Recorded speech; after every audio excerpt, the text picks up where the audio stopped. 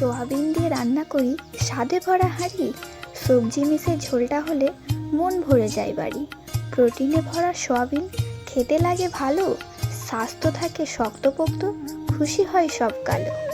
তো বন্ধুরা, আজকে ছোটোবেলার কথা মনে পড়ে গেল। ছোটোবেলায় যখন স্কুলে সোয়াবিন রান্না হতো আমরা বলতাম মাংস রান্না হয়েছে।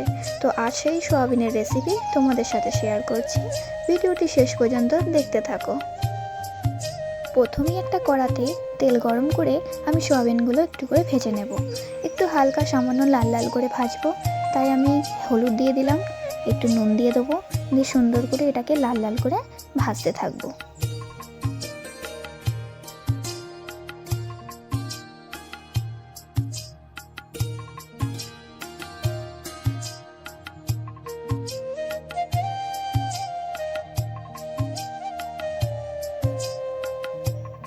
আর এদিকে আমি বসিয়েছি চা।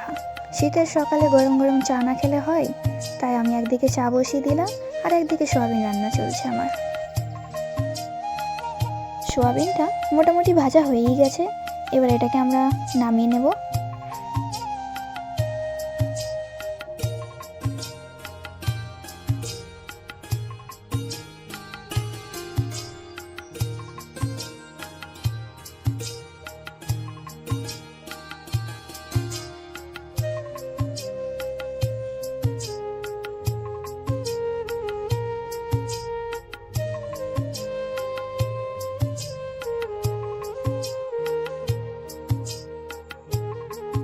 আবার এই কড়াতেই তেল দিয়ে পেঁয়াজ লাল করতে দিয়ে দিলাম।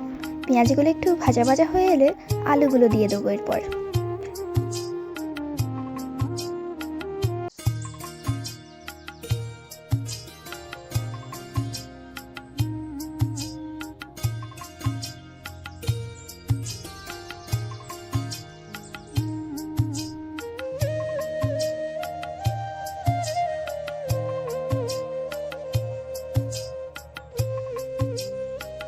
আলুগুলো সামান্য নাড়াচাড়া করে কিছুটা নুন দিয়ে দেবো।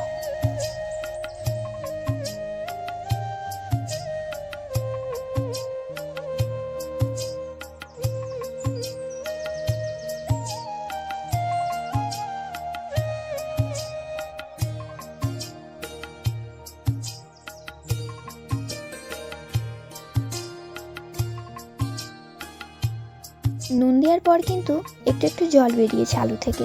এবার আমি দিয়ে দেবো আদা রসুনের পেস্ট। আলুগুলো একটু নাড়াচাড়া করে এবার দিয়ে দেবো মশলাপাতি, হলুদ গুঁড়ো, লঙ্কা গুঁড়ো, জিরে গুঁড়ো এক এক করে দিয়ে এবার মশলার যে গন্ধটা সেটা আমি জল দিয়ে কষতে থাকবো। মশলার যে গন্ধটা আছে সেটা চলে যাবে।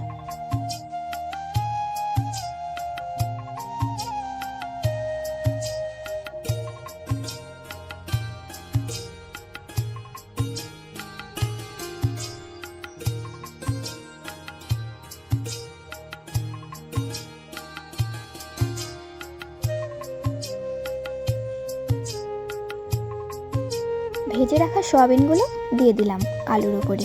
এবার একটু নাড়াচাড়া করব, তারপর জল দিয়ে ফুটাবো।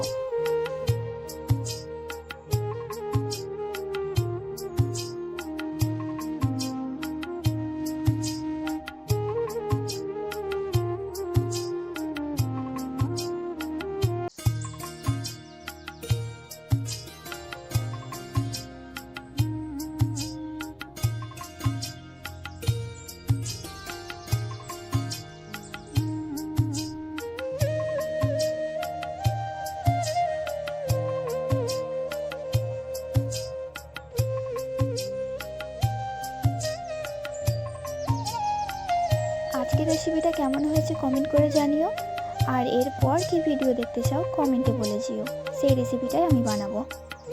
ভিডিওটি ভালো লাগলে লাইক করো, শেয়ার করো এবং ফলো করে পাশে থেকো।